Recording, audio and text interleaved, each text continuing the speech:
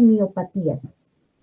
Entonces, con eso vamos a tener avanzado hasta la próxima clase, que tiene que ser presencial, y vamos a ver lo que es cardiopatía isquémica. ¿Ya, chicos?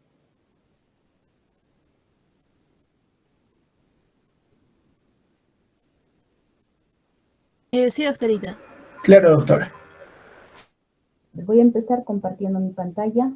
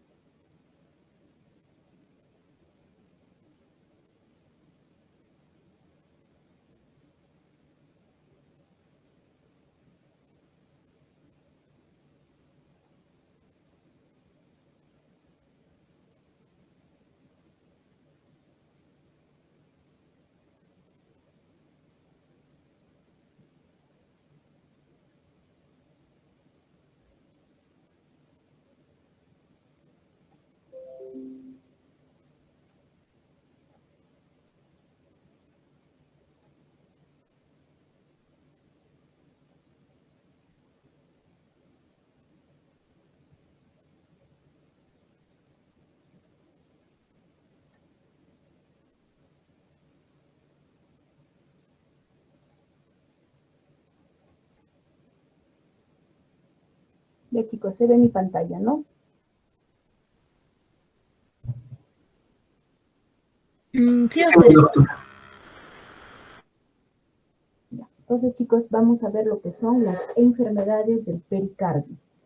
Para recordarles, el pericardio es esta membrana, miren, es esta membrana que tiene dos capas, la capa parietal y la capa visceral. Miren, acá tiene dos capas.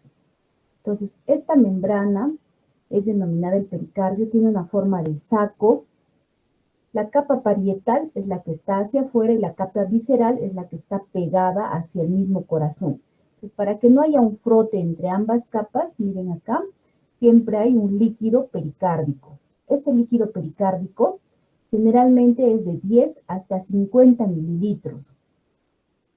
Proviene del ultrafiltrado del plasma. Entonces, el pericardio tiene distintas funciones, ¿no? Por ejemplo, previene la dilatación súbita de cámaras cardíacas. No permite que el corazón se dilate súbitamente. Mantiene al corazón en su posición normal.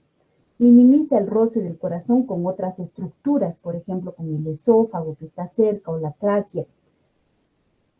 También probablemente retarda la expansión de infecciones pulmonares o pleurales. Entonces, como vemos, es un órgano que tiene bastantes funciones, ¿no? Ahora, ¿qué pasa si este órgano se inflama? Nos va a producir la pericarditis. Entonces, la pericarditis puede ser una pericarditis aguda, ¿no? Si es una pericarditis que se está produciendo en menos de 6 semanas, una pericarditis subaguda, si se presenta de 6 semanas a 6 meses, o una crónica, si es mayor a 6 meses. ¿no? Si es aguda, puede ser de características de fibrinoide o puede ser efusiva. La efusión puede ser sanguinolenta o puede ser serosa. Si es subaguda, puede ser una efusión constrictiva, ¿no? Y si es crónica, es constrictiva, efusiva o adhesiva. Entonces, en cuanto a la pericarditis aguda, la etiología, ¿no? Nos puede ser de múltiples causas, puede ser viral. Entre ellos, por ejemplo, tenemos los virus más frecuentes, el Coxsackie A, B, el ecovirus, el adenovirus, el virus de la hepatitis. Puede ser piógena, o sea, por bacterias, entre ellas el neumococo, el estreptococo, el estafilococo, la neisseria o la legionela. La causa también puede ser tuberculosa. Lamentablemente en nuestro país todavía es una causa muy frecuente la tuberculosis de pericarditis. La causa puede ser fúngica, ¿no? O sea, producida por hongos como el histoplasma, coccidioidomicosis, cándida. Y otras causas infecciosas, por ejemplo, la sífilis, que ya no es frecuente, ¿no? Pero en épocas antiguas frecuente, o puede ser también una causa ya sea por protozoarios o parásitos. En cuanto a las causas no infecciosas, se puede producir una pericarditis, es decir, la inflamación de esta membrana del pericardio después de un infarto agudo de miocardio, por uremia en los pacientes que son nefrópatas. También puede haber una causa neoplástica, ya sea por tumores primarios o puede ser por tumores que estén metastatizando, ¿no? Otra causa es el mixedema en pacientes que tienen alteraciones tiroideas. Causa también puede ser por el colesterol elevado o puede ser, por ejemplo, por un traumatismo, ya sea cerrado, un traumatismo abierto. Se puede producir también por la disección aórtica. Posirradiación, hay pericarditis, chicos, por ejemplo, en esos pacientes que son sometidos a radioterapia. Otras causas menos frecuentes, por ejemplo, están la fiebre mediterránea familiar, ¿no?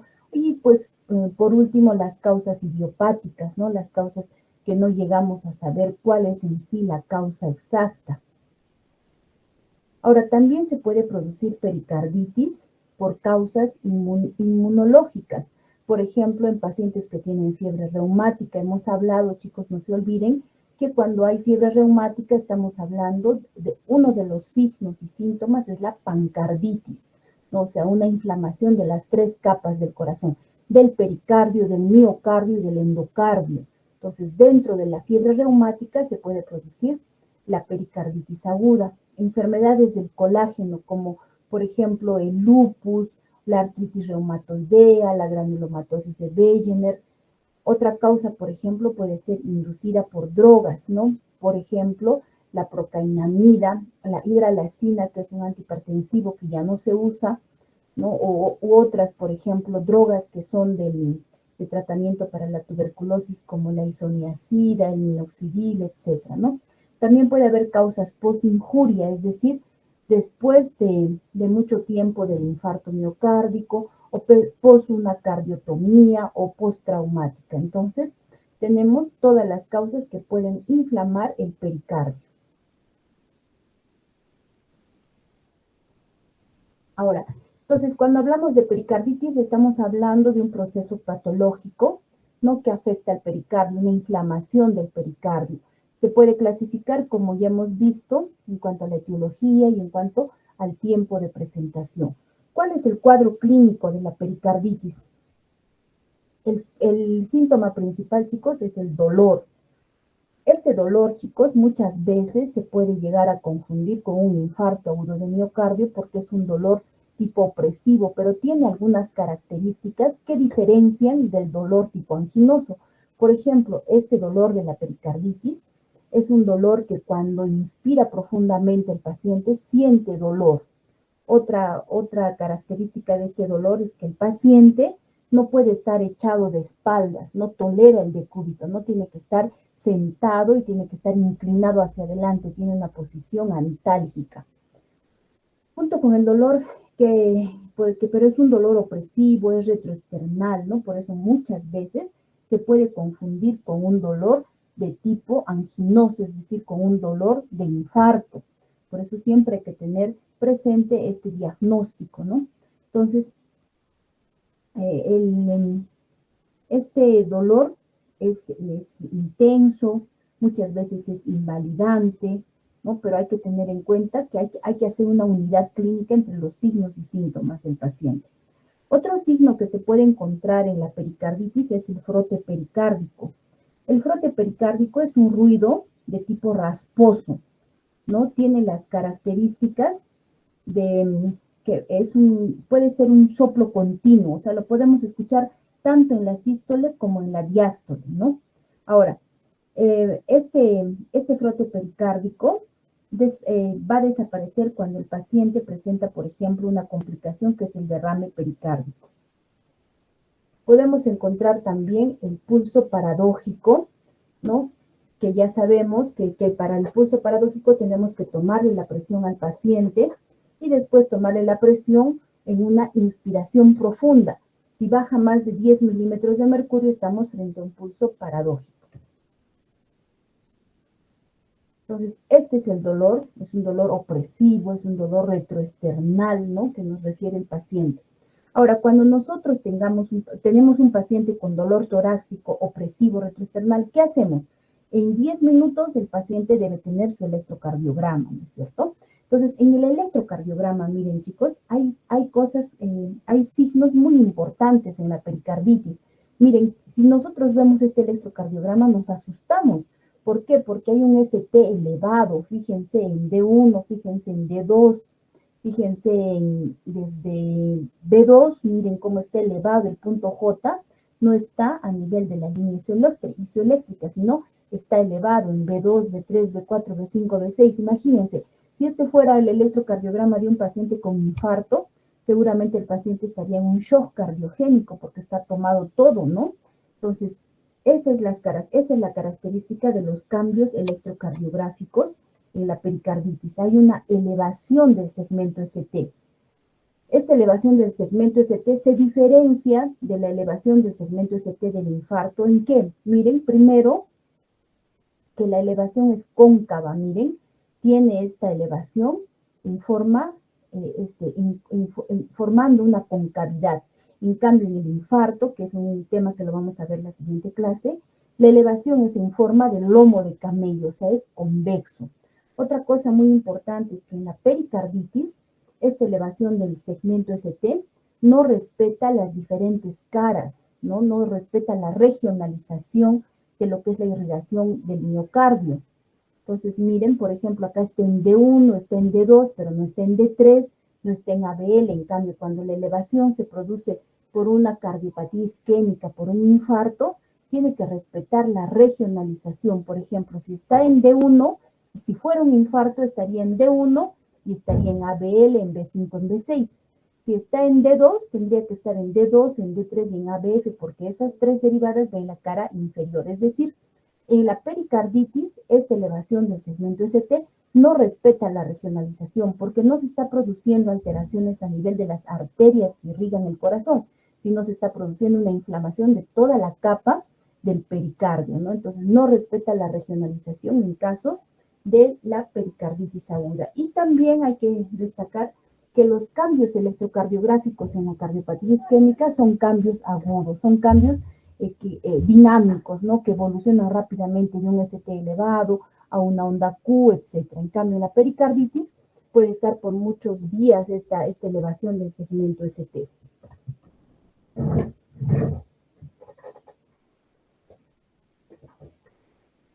Entonces, esas son las características que vamos a encontrar, ¿no? En los cambios electrocardiográficos en una pericarditis. Ahora, la pericarditis se puede complicar, ¿no? Hemos dicho que normalmente hay líquido entre las capas del pericardio, entre la capa parietal y la capa visceral. Generalmente hay unos de 10 a 50 mililitros, o cc's, ¿no? Pero esta inflamación que nos puede dar, también nos puede dar un derrame pericárdico. El derrame pericárdico es cuando hay aumento de esa cantidad de líquido entre ambas capas del pericardio. Ahora, el derrame pericárdico se puede complicar con un taponamiento cardíaco, es decir, cuando el corazón o las cavidades derechas ya no tienen espacio para dilatarse adecuadamente, ¿no? En la diástole. Entonces ahí se produce lo que es el taponamiento cardíaco. ¿Y de qué depende? Depende de la rapidez con la que se acumula, no solo de la cantidad. Hay pacientes que pueden tener un derrame pericárdico de 300, 400 mililitros y hacer un taponamiento. Si es que se acumula rápidamente, por ejemplo, post-trauma, por ejemplo, después de un proceso de irradiación, etcétera, ¿no? Pero también hay pacientes, por ejemplo, que tienen derrame pericárdico donde la causa es la más frecuente en nuestro medio, que es la tuberculosis, y se va acumulando líquido pues en meses, en años, y puede llegar a tener hasta 2 litros y el paciente recién empieza a tener síntomas de taponamiento cardíaco. Entonces, el derrame pericárdico depende el grado de la rapidez con la que se acumula el líquido. ¿Qué vamos a escuchar? El líquido no es pues buen conductor del sonido, entonces vamos a escuchar los ruidos cardíacos alejados, el choque de punta no se va a poder palpar. Vamos a encontrar también el signo de Edward. ¿Cómo es el signo de Edward? No es, en la percusión vamos a tener una zona de matidez por debajo del ángulo inferior de la escápula izquierda. Y esto porque se escucha por el desplazamiento del pericardio, por el derrame hacia el pulmón izquierdo.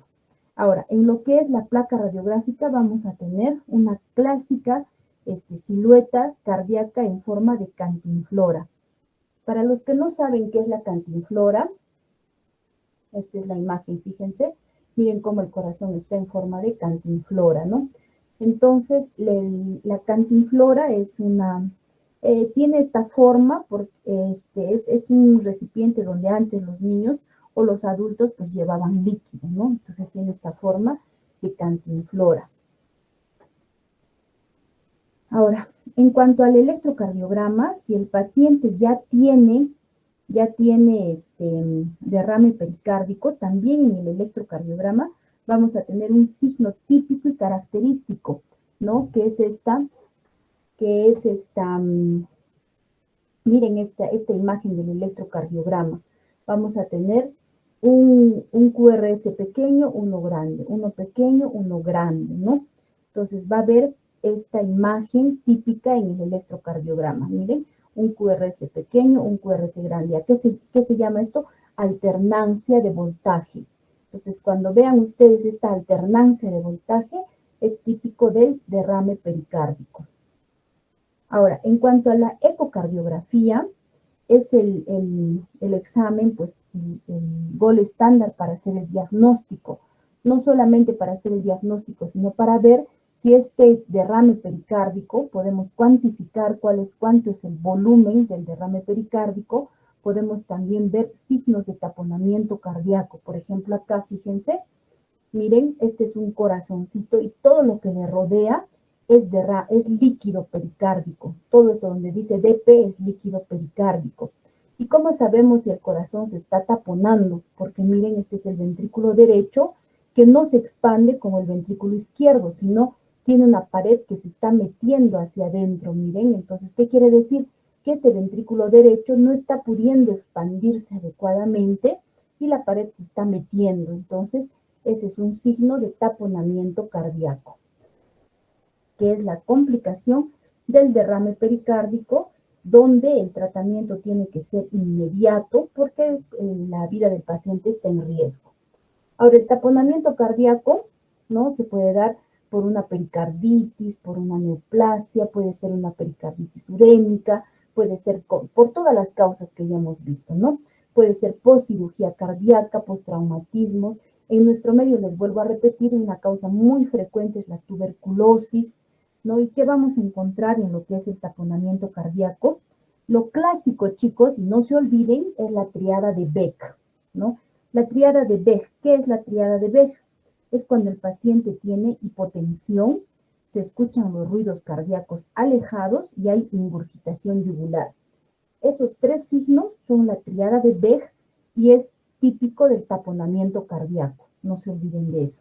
El volumen es variable. Hay pacientes, como les vuelvo a repetir, que pueden hacer taponamiento con una cantidad de 200, de 300 mililitros, y hay pacientes que pueden tener más de 2 litros y no hacer taponamiento.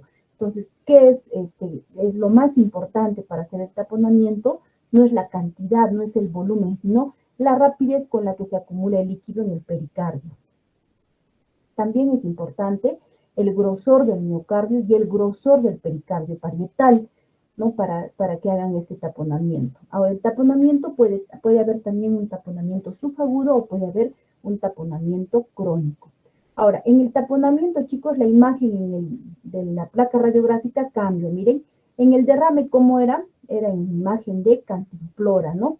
Pero miren, en el taponamiento cardíaco tenemos esta imagen. Entonces, es la imagen de un corazoncito en forma de matraz, ¿no? Como ven acá, cuando han hecho ustedes laboratorio, cuando hacen laboratorio hay un matraz, ¿no? Un matraz de Erlenmeyer. Entonces, tiene la forma de matraz. La ecocardiografía, como les vuelvo a repetir, es el examen, el gol estándar para hacer este diagnóstico, porque con la ecocardiografía vamos a ver la cantidad, podemos llegar a pensar también en la causa, ¿no? Como están viendo, las causas de derrame pericárdico no son causas propiamente cardíacas, ¿no? Sino por todas las complicaciones de la pericarditis.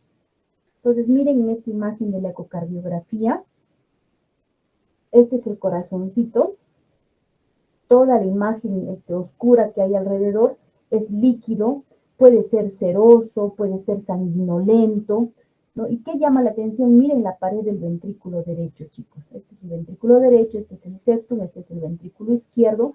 Y miren la pared del ventrículo derecho, no se ve como la pared del ventrículo izquierdo, sino se ve metida hacia adentro. ¿Qué quiere decir? Que este líquido ya no está dejando que el ventrículo derecho se expanda o se dilate en la diástole. Entonces, ¿qué va a pasar? Como las cavidades derechas son las que manejan líquido, este paciente va a llegar a fallecer si no le damos un tratamiento inmediato. Entonces, miren, por ejemplo, acá, ¿no? Podemos ver que hay líquido alrededor, ¿no? Pero miren, el ventrículo izquierdo se expande bien, pero miren el ventrículo derecho, miren la aurícula derecha en este caso. Miren, la aurícula izquierda está normal, pero miren la aurícula derecha, la pared se está metiendo hacia adentro, ¿no? Entonces, estos son signos ecocardiográficos de que el paciente está haciendo un taponamiento cardíaco. Como ya hemos dicho, también vamos a tener, ¿no?, la parte de la triada de Beg, que ya les he mencionado. Vamos a tener también el pulso paradójico. Ahora, si a este paciente con taponamiento cardíaco no se le hace un tratamiento rápido, el paciente llega a fallecer. Entonces, se tiene que hacer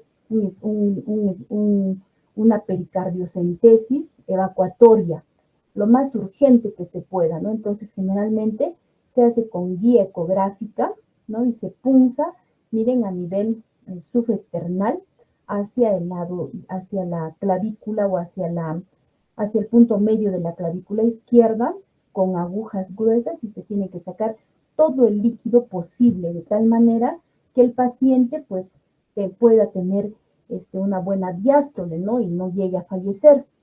Esto es solamente un tratamiento en caso de emergencia, porque seguramente, dependiendo de la causa, se va a volver a llenar el líquido en el pericardio. Entonces ahí se tiene que hacer una ventana pericárdica. La ventana pericárdica ya es creación de un drenaje de líquido pericárdico hacia la cavidad pleural, y la pleura pues tiene mayor cantidad de espacio para que pueda reabsorber el líquido. Entonces ya la sangre no se acumula en el pericardio, sino se va a la pleura. Ahora vamos a pasar a detallar algunas características de las pericarditis más frecuentes. La pericarditis aguda viral o idiopática, ¿no?, generalmente está antecedida de una infección viral respiratoria. Entonces hay que preguntar al paciente si antes ha estado con un tos, con un proceso bronquial. A veces los virus han sido aislados, ¿no?, o hay títulos importantes de anticuerpos contra estos virus, pero frecuentemente no se llega a saber tampoco qué virus ha sido, ¿no? Se asocia con una enfermedad viral conocida. Ahora, en pacientes que tienen HIV, se puede producir por micobacterias, o en pacientes que tienen linfoma, y en este caso ya es de mal pronóstico. Entonces, lo más frecuente, y por eso se llama también idiopática, es que no se pueda demostrar cuál es el virus exacto, ¿no?, que ha producido, y por eso queda como una causa idiopática. Se puede presentar a cualquier edad, en adultos jóvenes, puede estar asociada a pleuritis, a neumonitis, que vamos a encontrar el paciente, aparte del dolor precordial, con todas las características que ya hemos mencionado, va a presentar fiebre, va a la auscultación, vamos a tener ese frote pericárdico que ya les he mencionado, que es tanto sistólico como diastólico. El curso, como estamos hablando de una pericarditis aguda, generalmente va a unos días hasta 4 semanas. En el electrocardiograma podemos encontrar ondas T negativas y esta pericarditis puede recurrir hasta en el 25% de los casos, ¿no? Entonces, miren, chicos, es una enfermedad muy molesta, ¿no? Donde produce dolor, fiebre, y lo peor es que el 25% de los casos pueden ser recurrentes. En cuanto al tratamiento, ¿no? El tratamiento, estamos hablando de una enfermedad aguda, de una enfermedad inflamatoria. Por eso es itis, ¿no es cierto? Todo lo que acaba en itis es inflamación, no se olviden. Entonces, como la pericarditis es una enfermedad inflamatoria, ¿cuál es el tratamiento? El primer tratamiento que debemos dar son los antiinflamatorios, porque estamos hablando de una enfermedad inflamatoria. Entonces, en los antiinflamatorios se puede dar, por ejemplo, la aspirina, pero a dosis altas de 2 a 4 gramos, y se le debe dar por lo menos 2 semanas. Luego se tiene que retirar progresivamente. También se puede usar lo que es el ibuprofeno. El ibuprofeno de 400 a 600 miligramos 3 veces al día por unas 2 semanas, también se tiene que retirar progresivamente. Otro AINE, otro inflamatorio que se puede usar es la indometacina. La indometacina se puede usar 50 miligramos 2 a 3 veces al día, también por unas 2 semanas, e ir retirando progresivamente. Ahora, cuando el paciente no responde a los AINES, se puede usar lo que es la colchicina. La colchicina se puede usar a una dosis de 0.5 miligramos cada 12 horas, es decir, 2 veces al día, ¿no? Entonces, esta colchicina tiene un efecto antiinflamatorio. Sin embargo, hay que tener en cuenta, por ejemplo, los pacientes que tienen insuficiencia renal o insuficiencia hepática, está contraindicado la colchicina, ¿no? Entonces, siempre hay que ver al paciente de forma integral, ¿no? Ahora, si no responde a este tratamiento, otros medicamentos que se pueden usar son los corticoides, pero con los corticoides hay que tener mucho cuidado, ¿no? Se aconseja usar unas 2 semanas, ¿no? Ahora se puede usar la prednisona a dosis, por ejemplo, de 1 miligramo por kilo cada 24 horas, y luego se va retirando porque los corticoides pues tienen efectos adversos, ¿no? Ahora, si vemos que el paciente tiene un derrame pericárdico, lo que está contraindicado son los anticoagulantes, es decir, un paciente, por ejemplo, que tenga trombosis venosa y esté siendo anticoagulado y haga una complicación por otra causa de una pericarditis o de un derrame pericárdico, hay que cortar el uso de anticoagulantes. Está contraindicado los anticoagulantes. Otro tratamiento tenemos, por ejemplo, lo que es la globulina hiperinmune, ¿no? Como vemos acá, esto que se usaba contra el adenovirus, citomegalovirus, parvovirus, pero ya no se está utilizando, ¿no? Porque en realidad pues no se llega a aislar cuál es el virus que es el que está produciendo muchas veces la pericarditis. Ahora, si el paciente tiene esta enfermedad frecuentemente, de forma recurrente, imagínense un paciente con esta sintomatología de forma recurrente, no lleva una adecuada calidad de vida, es un paciente que constantemente está siendo hospitalizado, es un paciente que no puede trabajar, se hace de manera recurrente. Entonces, el tratamiento, chicos, es la pericardiectomía, ¿no? ¿Qué quiere decir? Que de forma quirúrgica se tiene que retirar el pericardio, lo más que se pueda. Como ya hemos visto, el pericardio es un órgano que tiene funciones importantes, pero el retiro de este órgano no es incompatible con la vida. Entonces, si ya el paciente tiene frecuente recurrencia, hay que quitar el pericardio, ¿no? Hacer una pericardiectomía. Ahora, también vamos a hablar de lo que es el síndrome posinjuria cardíaca. El síndrome post-injuria cardíaca, ¿no? Se va a presentar cuando hay sangre en la cavidad pericárdica. O sea, ese líquido, ese derrame pericárdico, hemos dicho que puede ser seroso, puede ser sanguinolento. Cuando es sangre, se va a producir se va a producir en el síndrome post-injuria cardíaca. Y es el dolor que ya hemos visto, que es opresivo, que es retroesternal, que aumenta cuando el paciente inspira forzosamente o cuando tose. Se va a presentar de 1 a 4 semanas después de la injuria, es decir, después del infarto miocárdico, ¿no? 1 a 3 días después infarto miocárdico. Tiene recurrencias frecuentes, hay un mecanismo inmunológico que es el que está produciendo este síndrome post-injuria, puede ser también por una infección viral, y el tratamiento es el mismo, ¿no? Como ya hemos dicho, AINES, colchicina, corticoides, o puede ser, en caso de que ya sea recurrente también, pues la pericardiectomía. El diagnóstico diferencial de la pericarditis, como es una enfermedad que produce dolor opresivo retroesternal, el diagnóstico principal, chicos, diferencial es el infarto agudo de miocardio. Muchas veces, y lo digo por experiencia propia, hemos tenido pacientes que hemos pensado en un infarto, pero al ver ya las características, etcétera, hemos llegado pues al diagnóstico de pericarditis, ¿no? Entonces el infarto es el principal diagnóstico diferencial. Otro diagnóstico es la pericarditis post-injuria cardíaca, enfermedades del colágeno, la pericarditis piógena, urémica, neoplástica, etc. Ahora, ¿en qué casos tenemos, por ejemplo, derrames pericárdicos crónicos? O sea, ¿en qué casos el paciente tiene esta acumulación de líquido en el pericardio de manera crónica? Lamentablemente en nuestro país todavía la TBC es una causa muy frecuente de derrames pericárdicos, ¿no? Otra causa es el mixedema, ¿no? Cuando hay alteraciones endocrinológicas, en neoplasias, en enfermedades del colágeno, en pacientes que son sometidos a radioterapia, infecciones piógenas, etc.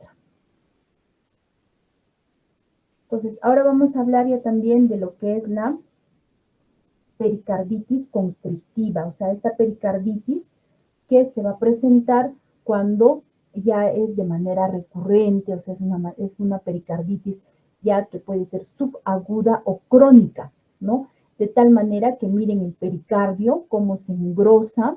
Miren esta imagen, chicos, miren el pericardio. Ya no es una capa delgada, no es una membrana delgada, sino miren, está totalmente calcificada, ¿no? Entonces, cuando el paciente tiene de manera recurrente esta pericarditis, ¿qué hace? El pericardio se engrosa, ¿no? Se engrosa y se va a producir, miren acá, cambios a nivel de la estructura del pericardio y nos va a producir pues un tejido grueso, va a producir obliteración, hay tejido de granulación, se presenta como cicatrices, pues, ¿no? Que van engrosando. La causa puede ser cualquiera, puede ser cualquier causa que produzca recurrentemente pericarditis. Miren, por ejemplo, acá, miren cómo es la capa normalmente, ¿no? De 1 a 2 milímetros, lo normal. Pero cuando ya es constrictiva, es decir, cuando es una pericarditis que ya el pericardio se ha modificado, ¿no? Se ha engrosado, miren, la capa puede medir de 1 a 2 centímetros, fíjense. Normalmente mide de 1 a 2 milímetros, pero miren, cuando es constrictiva, el pericardio engrosado mide de 1 a 2 centímetros. Entonces, miren en esta imagen, chicos. Miren, es una imagen de anatomía patológica, miren el corazón y miren el pericardio, ¿no? No es una membranita, es un pericardio grueso. Entonces, este pericardio ya es por recurrencias de la pericarditis, ¿no? Entonces, ¿qué vamos a tener en la pericarditis constrictiva?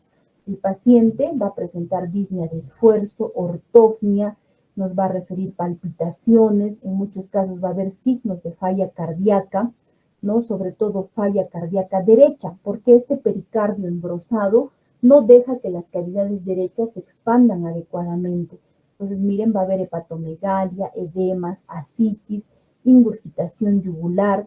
En los signos que podemos encontrar, tenemos, por ejemplo, lo que es el signo de Kussmaul, el pulso paradójico, los ruidos cardíacos. Podemos escuchar un ruido tipo chasquido de apertura. En el electrocardiograma vamos a tener las ondas T planas o pueden ser ondas T negativas. Algunos pacientes pueden llegar a ser complicación como la fibrilación auricular. En la placa radiográfica se puede ver este pericardio engrosado, calcificado, puede haber derrame pleural también en la placa radiográfica, ¿no? Entonces, miren, normalmente tenemos pues un corazón así, ¿no? Con un pericardio normal, pero miren, lo que pasa en la pericarditis constrictiva, el corazón puede hacer una buena sístole, porque tiene una buena fracción de eyección, pero lo que no va a poder hacer es una buena diástole.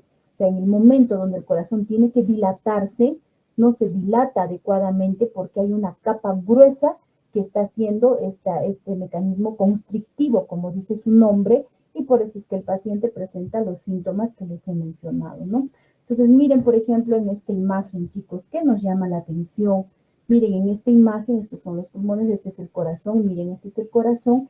Lo que rodea al corazón es un líquido, que puede ser ceroso o puede ser sanguinolento, no sabemos todavía las características, pero miren el pericardio es totalmente engrosado.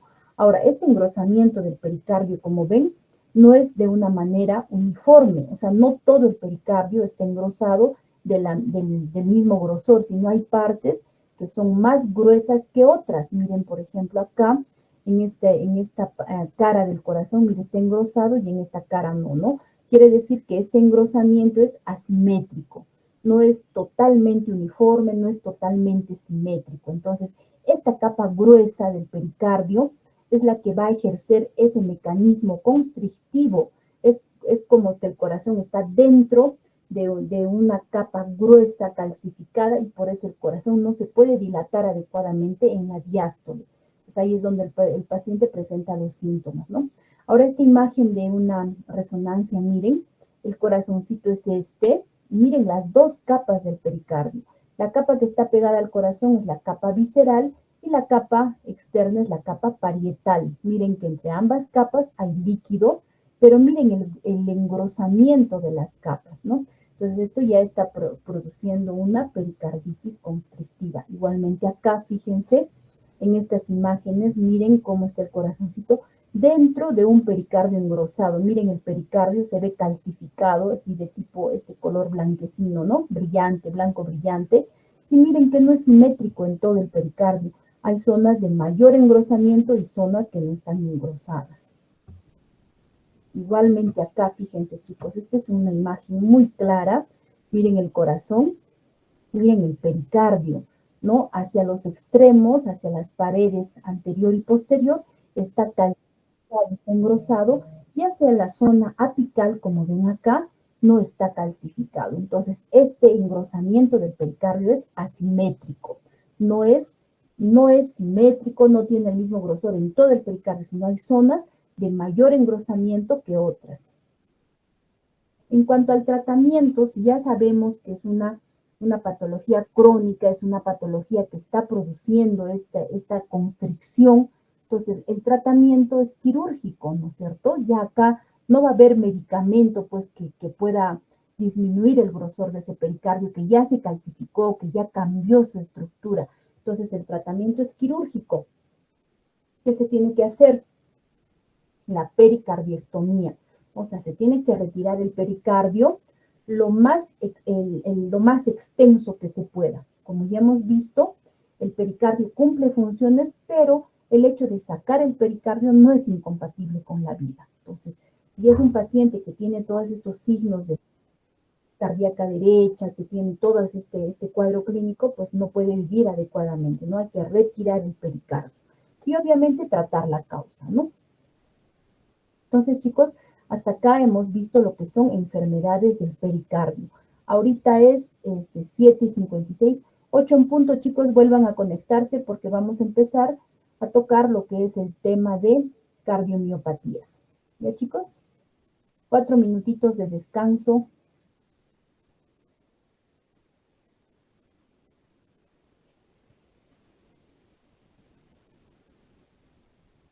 Chicos, ¿me están escuchando? Nadie dice nada. Sí, hasta ahorita, sí, hasta ahorita. Sí, doctora, escuchamos. Chicos, Es 7:56, 8 en punto, empezamos con cardiomiopatías.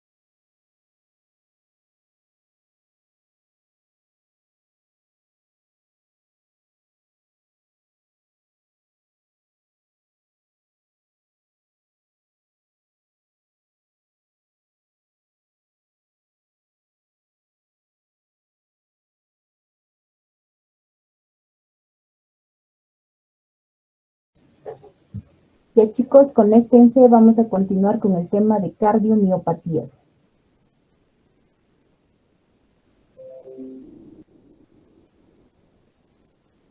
Chicos, ¿me escuchan? Sí, doctorita, se la escucha. Entonces vamos a tocar ahora el tema de cardiomiopatías.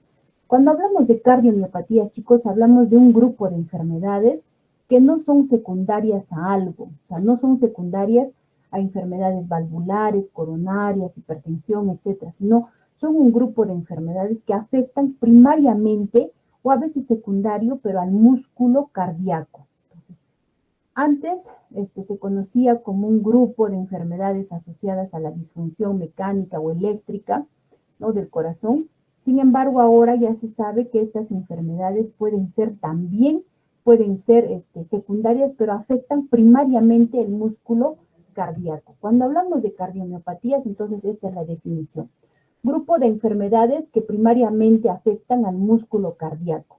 No son consecuencia de enfermedades congénitas, valvulares, enfermedades coronarias, hipertensión ni afecciones pericárdicas. Vamos a tener tres tipos de cardiomiopatías. Tenemos la dilatada, la restrictiva y la hipertrófica. Entonces recuerden, chicos, tres tipos de cardiomiopatías: dilatada, restrictiva y la hipertrófica. Entonces acá tenemos las características. Miren, este es un corazón normal. El ventrículo izquierdo tiene la forma triangular normalmente. Miren, en la cardiomiopatía dilatada, el ventrículo izquierdo se dilata, como ven acá, ¿no? Todo el corazón se dilata, tiene forma esférica. Ahora, en lo que es la restrictiva, o primero en la hipertrófica, como su nombre lo dice, se hipertrofian las paredes del ventrículo izquierdo. Miren el grosor de las paredes del ventrículo izquierdo, está hipertrofiado. Y en la restrictiva es una combinación de ambas cardiomiopatías, es decir, tiene una dilatación de la aurícula, de las aurículas, sobre todo de la aurícula izquierda, y tiene una hipertrofia del ventrículo izquierdo. Entonces, la restrictiva es una combinación de ambas, de la dilatada y de la hipertrófica. En este cuadro, chicos, sería bueno que le saquen una fotito, que lo guarden, porque acá podemos ver las características de cada cardiomiopatía. Entonces, miren, cuando hablamos de una dilatada, hablamos de una dilatación global de todas las cavidades del corazón. Entonces, tiene una fracción de eyección muy disminuida, miren, hasta menos del 30%. En la hipertrófica estamos hablando de engrosamiento de las paredes, entonces la fracción de eyección está aumentada, más del 60%. En la restrictiva tiene una fracción de eyección limítrofe, ¿no?, hasta en el 50%. En la dilatada, el ventrículo izquierdo está pues dilatado, ¿no?, mide más de 60 milímetros. En la hipertrófica es pequeño porque las paredes están dilatadas, y en la restrictiva puede estar un poco dilatada, ¿no? Ahora, las aurículas son importantes. En lo que es la dilatada, está dilatada, en la dilatada está todo dilatado. En la hipertrófica puede estar normal. En la restrictiva están dilatadas las aurículas. En cuanto a la regurgitación valvular, en lo que es la dilatada, como es una cardiomiopatía donde todo está dilatado, quedan insuficientes todas las válvulas. En la hipertrófica puede haber una regurgitación mitral, y en la restrictiva puede haber una regurgitación mitral y tricuspidia. En cuanto a los síntomas, en la dilatada tiene intolerancia a la actividad física. En la hipertrófica hay intolerancia también a la actividad, pero hay dolor, ¿no? En la hipertrófica hay dolor en el pecho. En la restrictiva va a tener intolerancia a la actividad física y retiene líquido. Ahora, en los signos de congestión, en la dilatada hay signos de congestión porque el paciente está en falla cardíaca, ¿no? En la restrictiva hay más signos de falla cardíaca derecha, y en la hipertrófica pues puede o no haber estos síntomas, ¿no? En lo que son arritmias, en la dilatada, como es un corazón crecido, dilatado, hay arritmias que pueden ser incluso tipo fibrilación, o incluso pueden ser arritmias malignas como la taquicardia ventricular. En la hipertrófica va a haber taquicardia ventricular, va a haber fibrilación auricular, y en la restrictiva puede haber fibrilación auricular más comúnmente. Ahora, puede ser primaria cuando la causa es genética, o puede ser también mixta, es decir, adquirida y genética, o puede ser adquirida. La secundaria puede estar ligada a enfermedades sistémicas tipo amiloidosis, puede haber cardiomiopatías por alcoholismo, ¿no? Y puede ser simultánea, es decir, puede haber dos cardiomiopatías a la misma vez, o puede ser secuencial. ¿Qué quiere decir? Que, por ejemplo, una cardiomiopatía hipertrófica puede pasar a ser una cardiomiopatía dilatada, ¿no? Y lo que tienen estas enfermedades en común es que tienen una base genética. Todas tienen intolerancia al ejercicio, puede haber disnea, tos, insuficiencia cardíaca, sobre todo en la dilatada, regurgitaciones, como ya hemos visto, de la válvula, tanto mitral como tricuspidia, dolor torácico, sobre todo en la cardiomiopatía hipertrófica, arritmias que pueden ser benignas o malignas, ¿no? Y en caso, por ejemplo, de la dilatada, donde el corazón está grande, la aurícula está grande, los ventrículos están grandes, entonces la sangre pues va dando vueltas en una aurícula de tamaño aumentado, entonces ahí se producen lo que son trombos o coágulos y estos disparan a la circulación sistémica, produciendo lo que son las enfermedades cardioembólicas o los eventos cardioembólicos. Entonces vamos a pasar a describir cada una de estas cardiomiopatías, ¿no? Primero vamos a empezar con lo que es la cardiomiopatía dilatada.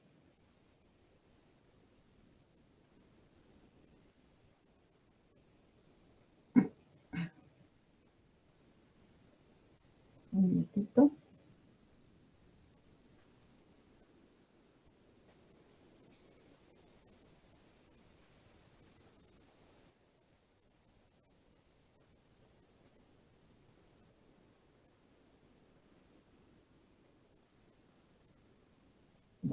Entonces continuamos. La cardiomiopatía dilatada se presenta en el 5 a 10% de los casos de lo que es la insuficiencia cardíaca, ¿no? Como su nombre lo dice, chicos, miren este corazoncito, ha perdido la forma triangular, ¿no? Es un corazón esférico, redondo. ¿Qué quiere decir? Que todas las cavidades se han dilatado. Entonces vamos a tener un corazón crecido, una cardiomegalia donde todas las cavidades están dilatadas, pierde la forma el corazón, ¿no? Y obviamente si está dilatado, lo que vamos a tener es una fracción de eyección muy disminuida, ¿no? La fracción de eyección es inferior al 40%. Entonces, este paciente con cardiomiopatía dilatada va a tener un cuadro clínico de falla cardíaca, ¿no? Todos los signos y síntomas de falla cardíaca que ya conocemos. Las causas pueden ser genéticas, pueden ser infecciosas, pueden ser tóxicas, pueden ser metabólicas, ¿no? Generalmente se manifiesta más en la tercera o cuarta década de la vida, es decir, entre 20 y 30 años, ¿no? Y el pronóstico pues es malo porque es una enfermedad donde las cavidades están dilatadas. Entonces yo, chicos, he visto una paciente, una niña, ¿no? Cuando estaba haciendo mi residencia, una niña que tuvo una enfermedad viral que no fue muy fuerte, pasó, pero ¿qué le afectó a esta niña? Le produjo una cardiopatía dilatada, ¿no? Entonces la niña empezó a hacer falla cardíaca, de tal manera que el único tratamiento que pudo salvarle la vida a esta niña fue un trasplante cardíaco. Entonces era hijita de unos colegas, hicieron toda una campaña, ¿no? Felizmente, en algún momento la niña pudo ser sometida a un trasplante cardíaco, pero ustedes saben también que esto solamente tiene un tiempo de vida, pues, ¿no? No es algo que vaya a ser para toda la vida. Ahora, puede haber algunas formas reversibles de esta cardiomiopatía, por ejemplo, cuando es una cardiomiopatía inducida por el alcohol, si el paciente deja de tomar alcohol, este corazón puede regresar no a la misma forma, al mismo tamaño que era antes de la cardiomiopatía, pero puede regresionar, ¿no? También se presenta, por ejemplo, en el embarazo, ¿no? Una vez que cese el embarazo, que las hormonas ya están en niveles normales, puede haber una regresión, o en caso de que el paciente tenga una enfermedad tiroidea, si se trata la tiroides adecuadamente, o en caso de que el paciente haya tenido una cardiomiopatía dilatada por una taquicardia crónica, al frenar la taquicardia puede haber una regresión, o en el caso de pacientes, por ejemplo, que sean consumidores de cocaína, ¿no? Si dejan la droga, puede haber una regresión, pero no a una regresión completa donde tengan una buena función, no, pero puede regresionar en alguna medida, ¿no? ¿Qué vamos a tener? Vamos a tener en la cardiomiopatía dilatada, tener alteraciones de lo que es el citoesqueleto del corazón. O sea, acá hay alteraciones de las estructuras del citoesqueleto, tanto de la actina, de la miosina, de la cadena pesada de tropomiosina, de las troponinas de tipo I, tipo T, tipo C, de la laminina, de la distrofina, ¿no? que son parte del citoesqueleto. Incluso puede haber alteraciones a nivel mitocondrial. Entonces, miren este corazoncito. Pues bueno, miren, las paredes son delgadas, pero miren el tamaño del ventrículo, el tamaño de las aurículas. Es un corazón esférico, un corazón que se ha dilatado, ¿no? El cuadro clínico es de la falla cardíaca, chicos. Hay criterios mayores, criterios menores que ya conocemos, ya lo hemos visto anteriormente, solo para recordarles. En los criterios mayores tenemos la disnea paroxística nocturna, la ingurgitación yugular, los crepitantes en ambos campos pulmonares. Hay una imagen de la silueta cardíaca donde se ve una cardiomegalia en la placa radiográfica. Puede hacer edema agudo de pulmón. En la auscultación, chicos, recuerden, cuando hablamos de una disfunción sistólica, hablamos de una presencia del tercer ruido o conocido también como galope. ¿Por qué se llama galope? Porque suena como un caballo, ¿no? Este es el galope. Hay un tercer ruido, entonces esto se produce cuando el paciente está en falla cardíaca descompensada, ¿no? O en un edema agudo de pulmón. Y los otros síntomas que ya conocemos, ¿no? Y en cuanto a los criterios menores, pues los edemas, la disnea, la hepatomegalia, etc. La taquicardia. El electrocardiograma es típico, chicos, de la cardiomiopatía dilatada que encontremos un bloqueo completo de rama izquierda. Miren este electrocardiograma. ¿Qué llama la atención? Obviamente el grosor del QRS, ¿no? Está totalmente ensanchado. Entonces, cuando el QRS está ensanchado, debemos pensar si es un bloqueo de rama derecha o un bloqueo de rama izquierda. Fíjense en B5, B6. ¿Qué llama la atención? Hay una R' en B5 y en B6, ¿no? R empastada. Entonces, este es un bloqueo completo de rama izquierda. Fíjense la placa radiográfica. Miren este corazón. Es un corazón pues grande, ¿no? Hay una gran cardiomegalia, porque todas las cavidades están dilatadas. Ahora, la ecocardiografía es igual, es el examen de elección, donde vamos a poder medir el tamaño de las cavidades. No solo eso, sino vamos a medir también la fracción de eyección, que como ya hemos dicho en la cardiomiopatía dilatada es una fracción severamente disminuida, que es generalmente hasta menos del 35%, ¿no? También vamos a poder pensar cuál ha podido ser la causa, ¿no? Que ha podido llevarlo a este paciente. Si no hay una causa definida, puede ser una causa, como ya hemos visto, que tenga una base genética, donde haya una alteración de lo que son el citoesqueleto. Entonces este paciente pues hace una cardiomiopatía dilatada, ¿no? Miren acá, miren este ventrículo izquierdo, tiene una forma esférica, no tiene una forma triangular como debe ser igual acá. Fíjense en esta imagen, ¿no? Llama la atención esta gran dilatación de las cavidades. Miren el ventrículo izquierdo, qué grande. Máximo el ventrículo izquierdo debe medir hasta 60 milímetros, ¿no? Pero miren acá, pues miren mucho más. Ahora, ¿qué pasa si nosotros, por ejemplo, tenemos a un paciente que viene ya con todos los signos y síntomas de falla cardíaca? Le hacemos un ecocardio, una placa radiográfica, un electrocardiograma y tiene todas las características de ser una cardiomiopatía dilatada, pero no sabemos cuál ha sido la causa, ¿no? No podemos saber, de repente este paciente se infartó, hizo remodelación y las cavidades se dilataron, o este paciente tiene una amiloidosis, ¿qué es lo que tiene el paciente, no? O es un paciente pues que está debutando con esto o ha tenido una infección viral, etc. Entonces, este paciente puede ser sometido, por ejemplo, si nosotros sospechamos que la causa ha podido ser una cardiopatía isquémica, ¿no? Puede ser sometido a cateterismo para ver cómo están sus arterias, ¿no? Si las arterias están limpias, están normales, pues podemos pensar en una cardiomiopatía dilatada, donde la causa es pues genética, ¿no? Otro examen que se puede realizar en estos pacientes es la resonancia magnética. Todo para saber cuál ha sido la causa de esta dilatación de todas las cavidades, ¿no? Ahora, ¿cómo llegamos a saber si tiene esta cardiomiopatía dilatada, por ejemplo?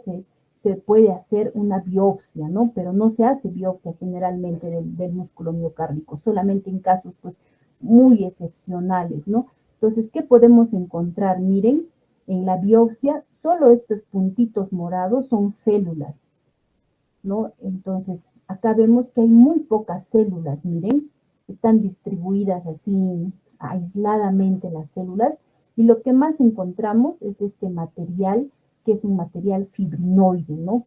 Y pocas células. Entonces, eso es una característica de lo que es la cardiomiopatía dilatada en una biopsia. El tratamiento es el tratamiento de falla cardíaca, que ya sabemos, yecas, betabloqueadores, diuréticos, se pueden usar los ARNI, se pueden usar, por ejemplo, lo que son las empaglifosinas, que ya sabemos, ¿no? Ahora, si el paciente tiene una cardiomiopatía dilatada, para evitar las complicaciones cardioembólicas, si el paciente está en arritmia y todo, se puede usar la anticoagulación, ¿no? Que ya sabemos que es la warfarina.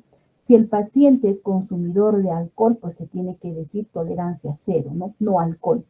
En este caso, chicos, se debe evitar lo que son los calcioantagonistas y los AINES. Estas drogas están contraindicadas en la cardiomiopatía dilatada. Ahora, si el paciente todavía está en ritmo sinusal, se puede colocar un resincronizador, ¿no? Que es un aparato tipo marcapaso que se puede usar en estos pacientes. Ahora, si el paciente ya hace taquicardias ventriculares, pues se debe colocar un desfibrilador implantable. Es como un marcapaso que cuando capta que el paciente está haciendo una fibrilación ventricular, lo desfibrila, ¿no? En ese momento. Y finalmente, cuando ya el paciente ya no tiene mayor, la fracción está muy disminuida, ya no responde al tratamiento medicamentoso, lamentablemente el único tratamiento que le queda a este paciente es el trasplante cardíaco. Ahora, una de las causas, chicos, de cardiomiopatía dilatada es la miocarditis. ¿Qué quiere decir? Es este proceso inflamatorio que inflama, como su nombre lo dice, a lo que es el miocardio, ¿no? Entonces puede producirse ya sea por causas genéticas, puede ser infeccioso, puede ser tóxico, puede ser por medicamentos, etcétera. Por infecciones virales, por la invasión del Trypanosoma cruzi, ¿no? En lo que es la enfermedad del mal de Chagas, que lo vamos a ver también más adelante, o por cardiotoxinas, ¿no? Entonces, en lo que es la miocarditis, se inflama el músculo cardíaco, ¿no? Entonces, por estas causas que ya las hemos mencionado, para que haga miocarditis el paciente, tiene que haber una predisposición familiar, es decir, no toda persona hace miocarditis, ¿no? Hay una predisposición familiar. Generalmente se presenta el paciente joven que nos va a indicar que tiene disnea, debilidad, puede haber dolor torácico. Muchas veces la miocarditis pues pasa como un proceso viral que no da mayores síntomas al paciente, ¿no? Pero que pueden hacer, por ejemplo, elevación de enzimas cardíacas, ¿no? Y hay pacientes que son asintomáticos, lo pasan como una enfermedad viral leve, pero hay otros pacientes también que pueden hacer un proceso inflamatorio que pueden llegar incluso a la falla cardíaca, ¿no? Pueden hacer taquiarritmias supraventriculares o ventriculares, pueden hacer en ese momento eventos embólicos. En algunos casos, chicos, puede haber incluso miocarditis aguda fulminante. Entonces, depende bastante de la predisposición de cada persona, ¿no? Ahora, en esta imagen ya también que vemos, como ya hemos visto en la anterior, en esta imagen, pues, los puntitos morados son las células, ¿no?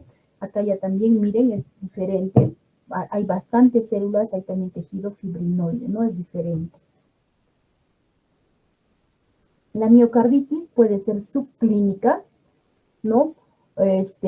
O una miocarditis posible cuando el paciente no tiene síntomas, ¿no? No hay dolor, no hay malestar, no hay fiebre, pero sí tiene elevación de los biomarcadores, por ejemplo, elevación de troponina, de CPK, de CPK-MB, algunas alteraciones en el electrocardiograma.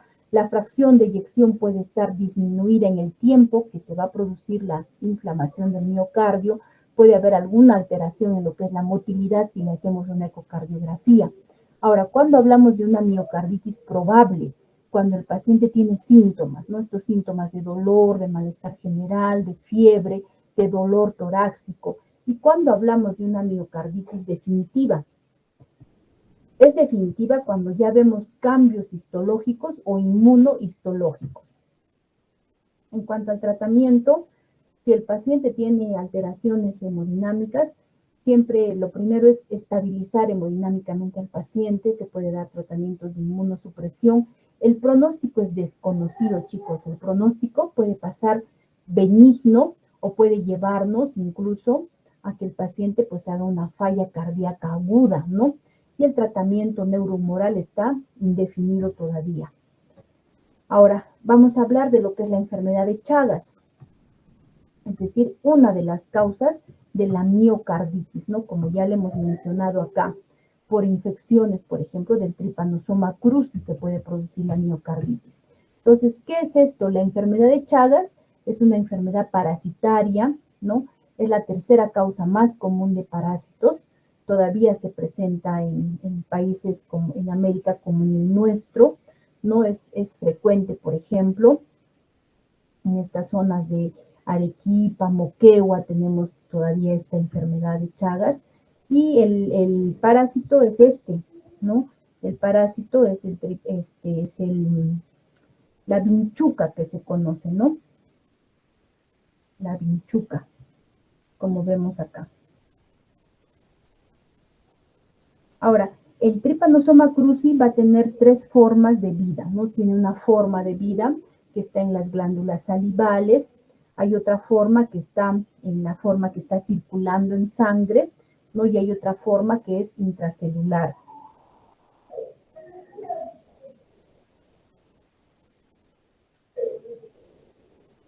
Estas formas puede ser la forma amastigote, la forma epimastigote y la forma tripomastigote, ¿no? Que son las formas en la que este tripanosoma pues está tanto en sangre, en glándulas salivales o como está pasando de forma intracelular, ¿no? En cuanto al cuadro clínico, chicos, vamos a tener un signo muy importante que es el signo de Romaña. Miren acá, miren esta imagen.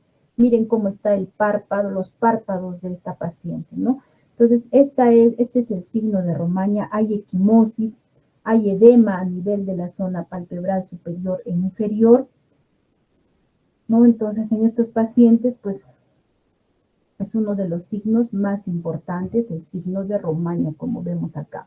Fíjense, es un edema de ambos párpados, pero también hay una zona equimótica, ¿no?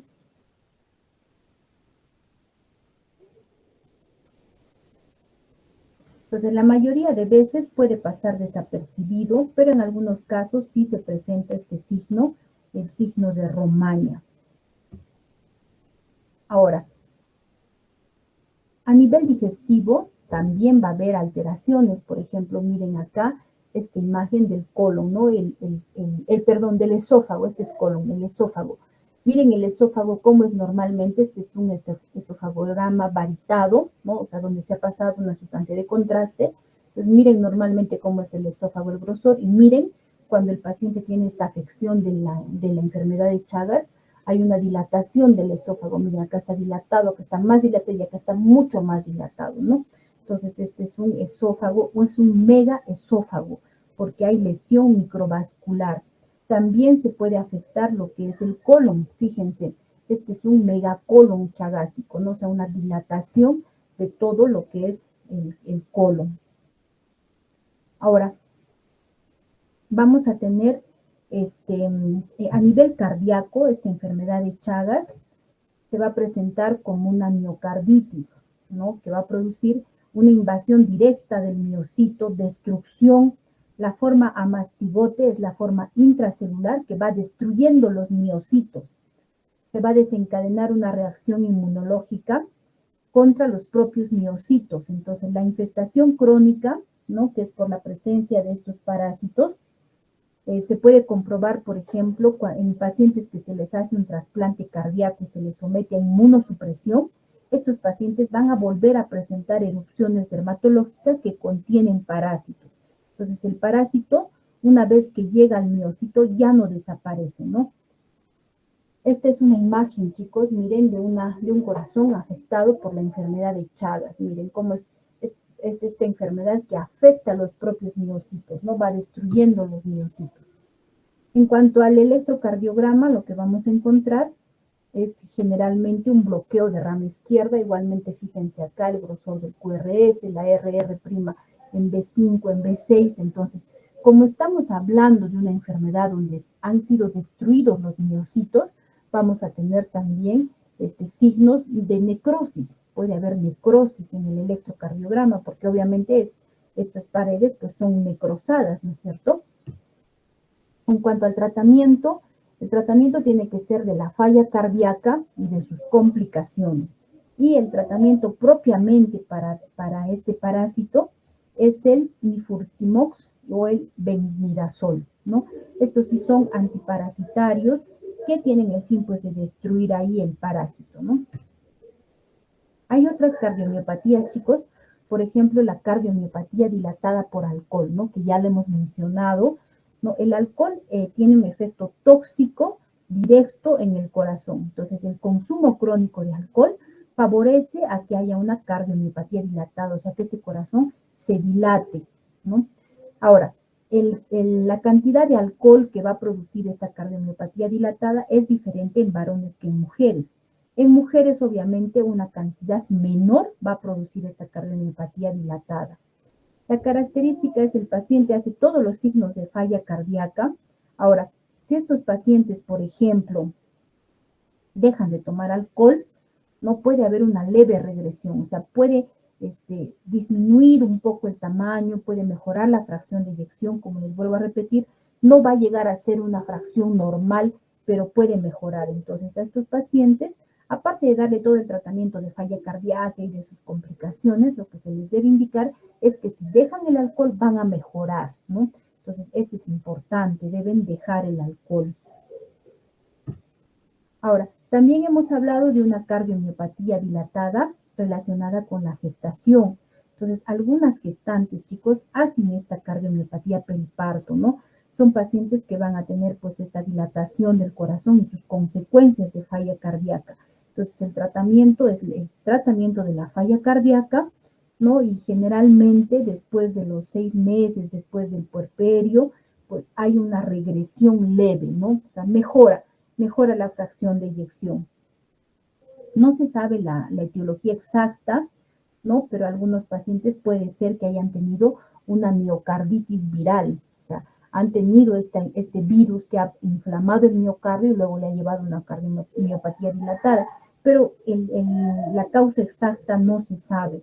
Entonces, en estas pacientes hay que mantener al paciente en tratamiento para falla cardíaca, ¿no? Debe hacer un reposo adecuado, se debe tratar todo lo que son los signos de la falla cardíaca y básicamente, ya sabemos, chicos, no se olviden que durante la gestación está contraindicado el uso de AIN, el uso de IECAS y el uso de ARAS, ¿no? Pero se pueden usar otro tipo de tratamiento como los diuréticos, se puede usar beta-bloqueantes, la espironolactona, etc. El pronóstico está en relación a si el corazón persiste dilatado o después de desembarazar, pues el pronóstico, el corazón vuelve al tamaño adecuado. Ahora, hay otras cardiomiopatías dilatadas, por ejemplo, por enfermedades genéticas que afectan todo el tejido miocardio, todo el tejido muscular, ¿no? Por ejemplo, la cardiomiopatía dilatada por distrofia neuromuscular. Esta es la distrofia neuromuscular, también conocida como la enfermedad de Duchenne, ¿no? Entonces, se presentan con otro tipo de problemas. Acá hay una alteración de lo que es la distrofina, que es una proteína ligada a los cardiomiocitos, ¿no? Entonces, en este caso hay una afectación tanto neuronal y muscular. Entonces, en esta enfermedad de Duchenne se puede presentar también una cardiomiopatía dilatada. Ahora, otra cardiomiopatía dilatada que es frecuente es por toxicidad de drogas. Entonces, hay drogas, chicos, sobre todo en pacientes de tipo oncológico, donde reciben drogas tipo antraciclinas, ¿no? Como doxorubicina, que son altamente cardiotóxicas. Entonces, un paciente oncológico antes de ser sometido a este tratamiento, debe tener una evaluación ecocardiográfica para ver con qué fracción de eyección está entrando el paciente a este tratamiento. Y se le debe hacer un seguimiento mensual para ver qué tanto está afectándose la fracción de eyección. En algunos casos, chicos, estas drogas son tan cardiotóxicas, ¿no? Afectan tanto lo que es la fracción de eyección del paciente oncológico, que tenemos que parar el tratamiento oncológico, porque lo que lo va a matar al paciente no es el cáncer, sino lo va a matar la falla cardíaca. Entonces, cuando la fracción de eyección está muy disminuida, este efecto cardiotóxico es muy, muy severo para el paciente, se debe frenar el tratamiento oncológico. Eso en cuanto a las causas de la cardiopatía dilatada. Ahora vamos a hablar de lo que es la cardiomiopatía hipertrófica. La cardiomiopatía hipertrófica, chicos, como su nombre lo dice, la característica pues es la hipertrofia de las paredes del ventrículo izquierdo, ¿no? Como vemos acá, miren cómo está hipertrofiado o engrosado estas paredes del ventrículo izquierdo. Entonces, ¿cuándo se diagnostica? Cuando hay una hipertrofia sin una causa aparente. Se puede presentar en 1 a 500 pacientes. La hipertrofia es asimétrica, quiere decir que no tiene el mismo grosor en todo el ventrículo, sino hay partes más gruesas que otras. Esto va a producir un gradiente de presión dinámico del tracto de salida del ventrículo izquierdo, porque mire, al haber este engrosamiento de las paredes, ¿no? Hace un efecto de feedback, o sea, no deja que se abra adecuadamente la válvula aórtica, ¿no? Nos produce un estrechamiento en la apertura de la válvula aórtica. Y pues, ¿qué vamos a tener? Tenemos un corazón hipertrofiado grueso que tiene buena fracción de eyección, pero no puede dilatarse adecuadamente en la diástole. Entonces vamos a tener una disfunción diastólica. Entonces, miren, este es un corazón normal y miren, este es un corazón hipertrófico, que como lo vuelvo a repetir, la hipertrofia es asimétrica, ¿no? Puede ser en esta zona, en la zona del septum, o a nivel del ventrículo izquierdo de forma concéntrica o a nivel apical, ¿no? Es asimétrico. Entonces, miren, estas son las paredes del ventrículo izquierdo engrosadas. En cuanto a la fisiopatología, no vamos a tener este engrosamiento muscular, aparece una ausencia de causa determinada. Cuando hay un examen microscópico del músculo cardíaco, se va a encontrar esto. Miren, esta es una estructura normal del músculo cardíaco y esta es una estructura de una cardiomiopatía hipertrófica, donde las células, pues se ha perdido la estructura normal, no están desordenadas, hay una desalineación miocárdica, fíjense. Igual acá, miren, las células, los puntitos morados son las células y miren cómo está aumentado este tejido fibrinoide y desordenado, ¿no? Entonces tienen una base genética, 50% son afectados en lo que es la disfunción diastólica, ¿no? Va a haber mutaciones de genes, o sea, puede ser hereditario o puede ser pues que el paciente de pronto haga una mutación de algún gen y puede presentar esta cardiomiopatía hipertrófica. Se puede encontrar mutación de los genes de la miosina, de la actina, de la troponina, de la alfa-tropomiosina, como vemos acá. ¿Cuáles son los genes que están ya están claros que van a producir esta cardiomiopatía hipertrófica? Como vemos acá, el MIH7, el MIBPC3.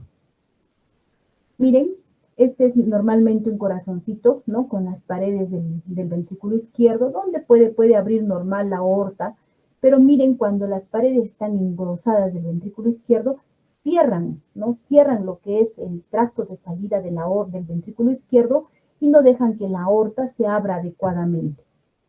Ahora, esta cardiomiopatía hipertrófica puede producir muerte súbita, ¿no? Ustedes han escuchado los casos de deportistas que son aparentemente sanos, pero al hacer alguna actividad física, pues han llegado a fallecer de muerte súbita, ¿no?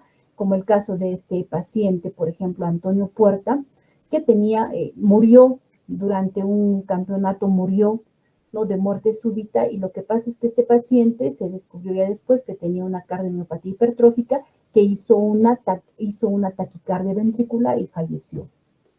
Por eso ahora, chicos, antes de entrar a un deporte se pide pues un examen electrocardiográfico y ecocardiográfico al paciente, a los deportistas, ¿no? En el EKG, hasta 15% pueden ser normales, pero en algunos casos también puede haber Puede haber, por ejemplo, ondas Q a nivel de la cara inferior, o desde B2 hasta B3, ¿no? Que puede presentarse en estos pacientes. El eje eléctrico puede ser anormal, o sea, hacia la izquierda, puede haber arritmias ventriculares, puede haber periodos de taquicardia ventricular o taquicardia supraventricular o fibrilación auricular. Ahora, ¿qué nos llama la atención en este electrocardiograma? La gran hipertrofia que vemos, ¿no? Miren las ondas R altas, las ondas S profundas con ondas T negativas, criterios de hipertrofia del ventrículo izquierdo. En la placa radiográfica puede haber cardiomegalia o puede ser un corazón de tamaño normal, porque la hipertrofia puede ser concéntrica, ¿no? Un examen importante en estos pacientes es el Holter, o sea, el monitoreo electrocardiográfico de 24 horas, para ver si el paciente hace pues este tipo de taquicardias ventriculares o pueden hacer arritmias malignas, ¿no? Como en todas las cardiomiopatías, la ecocardiografía es el examen de elección. En la ecocardiografía vamos a poder ver el grosor, vamos a ver si está alterado el tracto de salida del ventrículo izquierdo, vamos a ver qué grado de disfunción diastólica tiene el paciente. También vamos a ver cómo están las válvulas, cómo está la fracción de eyección, etc. Pues miren esta imagen de ecocardiografía, miren acá la pared libre del ventrículo izquierdo totalmente engrosado, ¿no? Y no es un engrosamiento simétrico, miren, más engrosado está la pared libre, también hay engrosamiento a nivel del septum o tabique interventricular, pero la zona apical, miren, está de un grosor adecuado. Igualmente acá, miren este ventrículo izquierdo, miren el grosor del septum. Entonces, es un engrosamiento asimétrico. El tratamiento medicamentoso, chicos, para estos pacientes son los beta bloqueadores, los calcioantagonistas también se pueden usar, y cuando el paciente pues ya no tiene mejoría con el tratamiento medicamentoso, puede ser sometido a un tratamiento quirúrgico. ¿Qué se hace? Se puede hacer una miomectomía, que quiere decir que se corta ese ventrículo izquierdo, es como que estarías haciendo estás fileteando, ¿no? En palabras así ordinarias, pues, ¿no? Es una miomectomía, se saca parte de lo que es el grosor del miocardio, o se puede hacer una ablación con alcohol, que quiere decir que se inyecta alcohol al miocardio. ¿Para qué? Para que estos miocitos mueran. ¿Y qué pasa cuando muere? ¿No? Se necrosan y las paredes adelgazan, ¿no? Este tratamiento, lamentablemente, no es un tratamiento curativo, es solamente un tratamiento paliativo, o sea, un tratamiento que le va a mejorar los síntomas al paciente, pero no lo va a curar, ¿no? Solamente va a mejorar los síntomas del paciente. Se puede colocar marcapasos, se puede colocar también el desfibrilador, ¿no? Entonces, miren, esta es la miomectomía, ¿no? Una extirpación quirúrgica de una porción del septum engrosado. Miren, así está engrosado y se puede cortar, pues no se puede cortar. Una extirpación de una porción del septum. Se puede colocar un desfibrilador implantable porque recuerden que estos pacientes lo que van a hacer es taquicardias ventriculares, ¿no? O fibrilación ventricular. Entonces, una vez que el aparato capta esta arritmia, va a desfibrilar y el paciente pues va a continuar viviendo, ¿no? Entonces, miren, después de una miomectomía, miren el corazón, o sea, se hace esa sección quirúrgica, ¿no? Y por último, la cardiomiopatía restrictiva, ¿no? Como ya hemos dicho, tiene de ambas, ¿no? Tiene la dilatación de las aurículas y tiene leve engrosamiento de los ventrículos. Entonces, la fracción de eyección va entre un 30 a 50%, o sea, es limítrofe. Va a haber una dilatación de la aurícula, dilatación también leve del ventrículo. Lo que vamos a tener en la cardiomiopatía restrictiva es una falla del ventrículo derecho. Se puede encontrar infiltración entre miocitos, depósito dentro de los miocitos, puede haber injuria fibrótica. Entonces, chicos, nos vamos a quedar acá. La siguiente clase vamos a empezar con lo que es la cardiomiopatía restrictiva, porque ya no nos va a alcanzar tiempo para hacer este tema. ¿Ya, chicos? Está bien, doctora. Está bien, doctorita. Entonces, la siguiente clase, la cardiomiopatía restrictiva y cardiopatía isquémica. ¿Me pasas, por favor, la asistencia, Pati?